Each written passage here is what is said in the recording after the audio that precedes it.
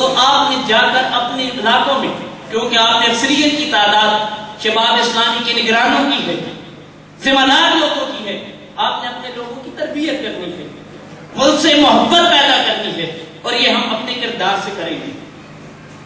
یہ صرف گفتار سے نہیں ہو سکتی. آپ نے ماڈل بننا ہے تاکہ آپ کا فالوور آپ کو فالو کرے. تو اسلام کی صحیح عکاسی آپ کے اس شخصیت سے ہونی چاہیے. اور جیسے آج ہمیں ایسے لوگ مل جائیں. دوسرا طریقہ یہ ہے کہ ہم آنے والی قوم تیار کریں، آنے والی نسل کی تربیت کریں، اور اس انداز سے کریں کہ آج سے 5, 10, 15 سال بعد ایسی ایک جنریشن پیدا ہو جائے، اس پر آپ کام کریں جو صحیح معنوں میں اسلام کا یہ جو پیغام ہے لوگوں تک پہنچا جائے. تو ہم نے بھی نوجوان نسل پر یہ فوکس کرنا ہے کہ ان کی تربیت ہوگی تو آنے والی نسلوں کو ایک اچھی قیادت میسر ہو سکتی ہے. اللہ ہمیں اچھے انداز سے اسلام کو سمجھنے کی توفیق عطا فرمائے. گزارش کرتا ہوں حضرت علامہ مولانا مفتی زبیر احمد ساجد صاحب میں آپ تشریف لائیں اور اپنے افکار عالیہ سے ہم سب کو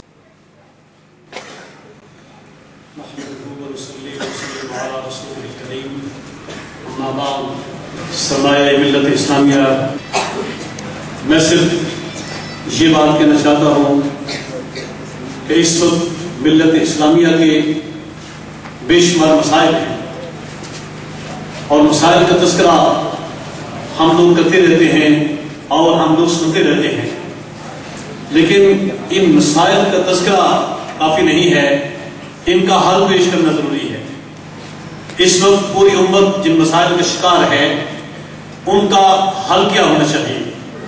اگر ہم مسائل کی فہرست میں نگاہ ڈالیں تو بے حیائی بھی اس کا مسئلہ ہے، غربت اور فاقہ کشی بھی اس کا مسئلہ ہے، دہشت گردی اور بد امنی بھی اس کا مسئلہ ہے، اور انتشار اور افتراق اور عصبیتیں بھی اس کے مسائل ہیں جو پوری دنیا پر امت کے اندر اس وقت ڈال دیے گئے ہیں. ان کے حل کیا ہیں، اس پر ہمارے بڑے بڑے مفکرین نے بڑے فلسفیانہ انداز میں بات کی ہے اور حل پیش کیا ہے، لیکن میں اس کو مختصر الفاظ میں یہ کہنا چاہتا ہوں کہ ان تمام مسائل کا حل یہ ہے کہ ہمارے ایسے حکمران پیدا ہو جائیں اور عالم اسلامی میں ایسے قائدین پیدا ہو جائیں جو پکے اور سچے مسلمان ہوں، جو فاروق اعظم رضی اللہ تعالیٰ عنہ جیسے مسلمان ہوں، جو حضرت عمر بن عبدالعزیز رضی اللہ تعالیٰ عنہ جیسے مسلمان ہوں، جو شہاب الدین غوری جیسے، محمود غزنوی جیسے اور ان بڑی شخصیات جیسے حکمران ہوں، تو پھر بھی اس امت کے مسائل کو حل کر سکتے ہیں. برادران اسلام، اگر آپ پوری امت مسلمہ پر ایک دائرانہ نگاہ ڈالیں مسائل کے حوالے سے، تو سیاسی مسئلہ بھی اس کا بہت بڑا مسئلہ ہے، معاشی مسئلہ بھی ہے اور دفاعی مسئلہ بھی ہے اور دیگر مسائل بھی ہیں. میں سیاسی مسئلے کے حوالے سے آپ کے سامنے اگر گوش گزار کروں تو امت مسلمہ سیاسی انحطاط کا شکار ہے اور سیاسی ابتری اور بدحالی کا شکار ہے. پوری دنیا میں ہمارے بڑے بڑے سیاسی مسائل ہیں، فلسطین کا مسئلہ ہے، کشمیر کا مسئلہ ہے، عراق کا مسئلہ ہے، آپ صورتحال عرب امارات کی ہے، مگر امت مسلمہ کوئی اختیار نہیں رکھتی ہے اپنے فیصلے کرنے کے لیے. وہ خود کوئی فیصلہ نہیں کر سکتی ہے اور اپنے مسائل کو غیروں کے پاس لے کر جاتی ہے. جو مسائل ہمارے اندر پیدا کرتے ہیں، جو ہمیں تباہ و برباد کرنا چاہتے ہیں، وہ ہمارے مسائل کو کیسے حل کر سکتے ہیں. دوسرا مسئلہ معاشی مسئلہ ہے، اور معاشی اعتبار سے امت مسلمہ کی بڑی تعداد غریبوں کی ہے، لیکن اس کے کچھ لوگ ایسے ہیں کہ بڑے امیر ترین بھی ہیں، لیکن افسوس یہ ہے کہ ان کا پیسہ یورپ کے اور یہودیوں کے بینکوں میں پڑا ہوا ہے اور وہاں کے معاشی اداروں کے پاس ہے اور مقروض ہیں ان کے، اور اس اعتبار سے وہ اپنے پیسے پر بھی کوئی اختیار نہیں رکھتے ہیں کہ اپنی مرضی سے کہیں سے استعمال کر سکیں. یہ کتنا بڑا المیہ ہے امت مسلمہ کے لیے. اور تیسرا مسئلہ یہ دفاعی مسئلہ ہے. دفاعی اعتبار سے پوری امت مسلمہ اسلحہ کے حوالے سے غیروں کی محتاج ہے اور اسے غیروں کے آگے ہاتھ لگانا پڑتا ہے. یہ مسائل ہمارے کون حل کرے گا؟ حضرات گرامی، کیا اقوام متحدہ ہمارے تمام مسائل کو حل کر لے گی؟ نہیں. اقوام متحدہ نے آج تک امریکہ کی لونڈی کی حیثیت سے کام کیا ہے. آج تک جو غیر مسلم طاقتیں ہیں، اسلام دشمن طاقتیں ہیں، ان کے غلام کی حیثیت سے کام کیا ہے. اس نے کب امت مسلمہ کا مسئلہ حل کیا ہے؟ اس کے لیے چاہیے یہ میری ناقص تجویز یہ ہے کہ مسلمانوں کی اپنی تنظیم ہونی چاہیے، وہ OIC جیسی نہیں ہونی چاہیے، RFD جیسی نہیں ہونی چاہیے جو امریکہ کو دعوت دے کہ لیبیا پر حملہ کریں اور انتشار پیدا کریں۔ وہ باغیرت اور ایک مضبوط تنظیم ہونی چاہیے اور اس کا ہیڈ کوارٹر خانہ کعبہ ہونا چاہیے۔ ہمارا مرکز خانہ کعبہ ہے تاکہ یہاں بیٹھے اور یہاں بیٹھ کر امت مسلمہ کے مسائل کو حل کریں۔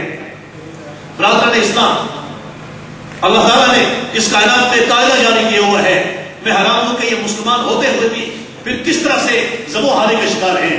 اس پر حیران ہونے کی ضرورت اس لیے نہیں ہے کہ اللہ تبارک و تعالیٰ فرماتا ہے وَلَا تَهِنُوا وَلَا تَحْزَنُوا وَأَنْتُمُ الْأَعْلَوْنَ إِن كُنتُم مُؤْمِنِينَ، تم گھبراؤ نہیں، پریشان نہیں ہو، برتر تم نہیں ہونا ہے، لیکن شرط یہ ہے کہ تم پکے اور سچے مسلمان ہو۔ کیا آپ پکے اور سچے مسلمان ہیں؟ اور بنی اسرائیل کے بارے میں جو ایک موسیٰ علیہ السلام نے ان کو قاعدہ اور ضابطہ دیا تھا، آج جو جاری ہے کہ موسیٰ علیہ السلام نے اللہ کا پیغام ان کو بتایا تھا جو قرآن مجید کے اندر موجود ہے کہ لَئِن شَكَرْتُمْ لَأَزِيدَنَّكُمْ وَلَئِن كَفَرْتُمْ إِنَّ عَذَابِي لَشَدِيدٌ، کہ اگر تم اللہ کے شکر ادا کرو گے تو ہم اور زیادہ عطا کریں گے، اور اگر ناقدری کرو گے تو ہمارا عذاب ہو سکتا ہے۔ جب تک بنی اسرائیل اللہ کے قانون کا احترام کرتے رہے، اللہ تبارک و تعالیٰ نے ان کو پوری کائنات میں برتری عطا کی ہے۔ انی فضلتکم علی العالمین، اللہ کریم فرماتا ہے کہ میں نے بنی اسرائیل کو پورے جہاں میں فضیلت عطا کی ہے، لیکن جب اس نے اللہ کے قانون کا مذاق اڑایا ہے تو پھر اس پر گھور مسکنت اور ذلت و رسوائی کی گھور سبق کر دی گئی ہے، وضربت علیہم الذلۃ والمسکنہ۔ سو یہی قاعدہ ہمارے لیے بھی ہے، جب تک لوگ اللہ کے قانون کا احترام نہیں کریں گے تو یہ مسائل ختم نہیں ہو سکتے ہیں۔ میں آخری 2 جملے میں کہنا چاہتا ہوں کہ یاد رکھیے کہ جب بھی لوگوں نے اللہ کے قانون کا مذاق اڑایا ہے اس پر 2 قسم کے عذاب مسلط ہوئے ہیں، اور جب بھی قوم نے اللہ کے قانون کا احترام کیا ہے اسے 2 بڑی نعمتوں سے نوازا گیا ہے۔ جو لوگ اللہ کے قانون کا احترام نہیں کرتے ان کو کبھی دہشت گردی اور خوف و ہراس کا عذاب دیا گیا ہے اور کبھی مفلسی کا عذاب دیا گیا ہے۔ لہذا آج پوری دنیا میں یہی صورتحال ہے، دہشت گردی کا خاتمہ کیسے ہو سکتا ہے، اور امن و امان کیسے بحال کیا جا سکتا ہے، اور غربت افلاس کا خاتمہ کیسے کیا جا سکتا ہے۔ کتنے فلسفی نے کتابیں لکھی ہیں، کتنے فلاسفہ نے نظریات پیش کیے ہیں، لیکن نہ غریب کا مسئلہ حل ہوا، نہ معاشی نہ غریب کا مسئلہ حل ہوا، نہ دہشت گردی ختم ہوئی۔ اس لیے کہ جب لوگ اللہ کے باقی موجود رہیں گے تو دہشت گردی کیسے ختم ہو سکتی ہے اور معاشی مسئلہ کیسے حل ہو سکتا ہے۔ اور جب لوگ اللہ کے قانون کا احترام کرتے ہیں تو اللہ تبارک و تعالیٰ امن بھی عطا کرتا ہے اور معاشی مسئلہ بھی حل کرتا ہے۔ جن لوگوں نے قانون کا احترام کیا تھا تو ان کی مثال موجودہ تاریخ میں کہ وہ زکات لے کر گلی کوچوں میں آوازیں دیتے تھے کہ کوئی زکات لینے والا مل جائے، مگر زکات لینے والا کوئی نہیں ملتا تھا، سب خوشحال تھے۔ اللہ تعالیٰ فرماتا ہے فَلْيَعْبُدُوا رَبَّ هَٰذَا الْبَيْتِ الَّذِي أَطْعَمَهُم مِّن جُوعٍ وَآمَنَهُم مِّن خَوْفٍ۔ لوگوں کو چاہیے کہ اس گھر کے رب کی عبادت کریں جو بھوک میں کھلاتا ہے اور خوف میں امن دیتا ہے۔ اللہ تبارک و تعالیٰ ہمیں بھی رب ذوالجلال کے حضور سچا اور پکا مسلمان ہونے کی حیثیت سے سر جھکانے کی توفیق عطا فرمائے۔ ہم بہت کمزور ہیں، اللہ تعالیٰ ہمارے ایمان کی طاقت ہمیں عطا کرے اور ایمانی طاقت کی بنا پر ہم اپنے فیصلے خود کر سکیں۔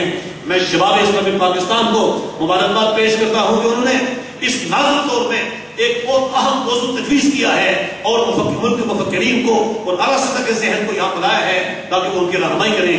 اللہ تبارک و تعالیٰ اس تنظیم کے نوجوانوں کو مستقبل کا رہنما بنائے۔ وما علینا الا البلاغ المبین۔ اب جگر تھام کے بیٹھو کہ میری باری آئی،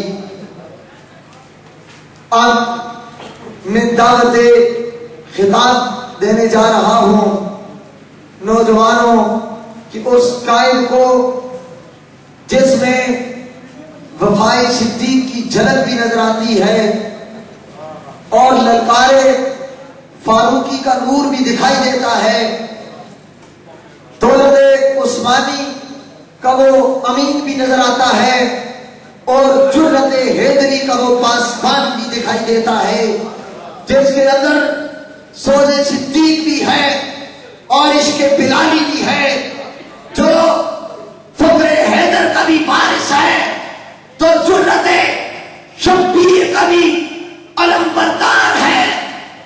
دوستوں کی انجمن ہو یا باطل سے ٹکرانے کا میدان کارزار، دشمنوں سے نبرد آزما ہونے کا مرحلہ ہو یا اپنوں سے اظہار محبت کا میدان، یہ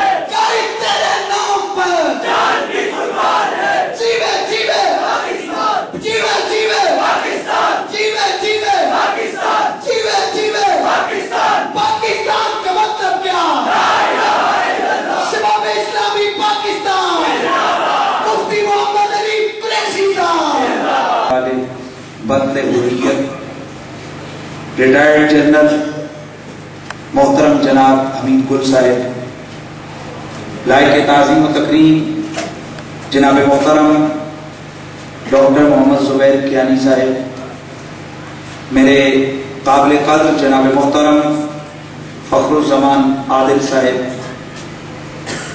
انتہائی مہربان نباز قوم محترم جناب ڈاکٹر محمد حمزہ مصطفی صاحب، جناب محترم استاد العلماء ملک خورشید احمد صاحب، جناب محترم دیگر قائدین تنظیمات، مرکزی رہنمائان شباب اسلامی پاکستان،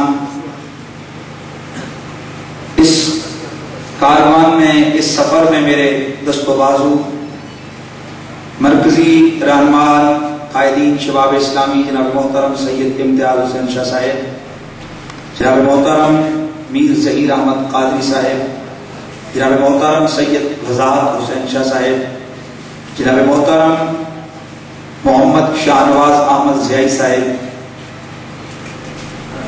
دور و نزدیک سے تشریف لائے ہوئے میرے تنظیمی دوستوں، مختلف اضلاع، ڈویژنز اور یونٹس سے تشریف لائے ہوئے میرے شباب اسلامی پاکستان کے نگرانوں، رہنماؤں، دیگر جمیع حضرات، السلام علیکم ورحمۃ اللہ وبرکاتہ۔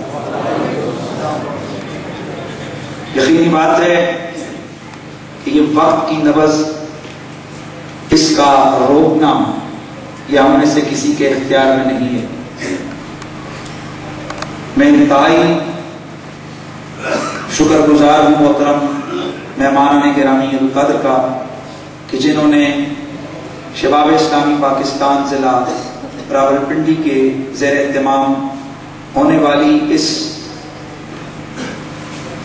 تقریب، اس کنونشن میں شریک ہو کر ہماری حوصلہ افزائی فرمائی ہے۔ میرے نوجوانوں، میرے تنظیمی دوستوں، آج ہم نے ایک ایسی شخصیت کو مدعو کیا ہے کہ جن کی عالمی حالات میں بھی نظر ہے اور جن کا سینہ عشق محمد میں تڑپ بھی رہا ہے۔ انشاءاللہ وہ اپنی افکار عالیہ